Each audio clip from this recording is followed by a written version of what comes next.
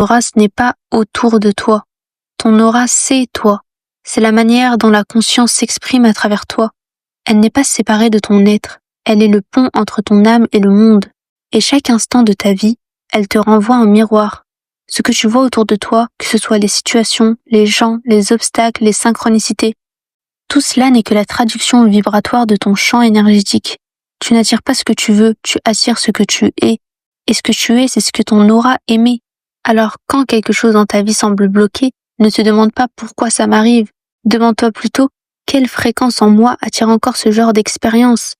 Parce que ton aura ne ment jamais. Elle montre la vérité de son état intérieur que ton mental, lui, essaye souvent de cacher. Et c'est une grâce, une bénédiction. Parce que grâce à ça, tu peux voir ce que tu vibres et donc changer consciemment ton énergie. Comprends que tu n'as jamais été une victime énergétique. Tu es un émetteur, un créateur, un canal vivant de la conscience universelle. Tu n'es pas une aura, tu es l'aura de la conscience infinie, localisée dans une forme humaine. Ce que tu appelles moi n'est qu'une vibration momentanée dans le champ infini de la conscience. Et plus tu te rappelles de cela, plus ton aura s'expanse, se purifie, s'allège. Parce que la conscience ne se salit jamais. Ce qui se salit, c'est la perception que tu as d'elle à travers l'ego. Quand tu lâches l'identification, quand tu redeviens simple témoin, ton énergie se réaligne naturellement. C'est pour cela que certaines âmes dégagent une lumière qu'on ne peut pas expliquer.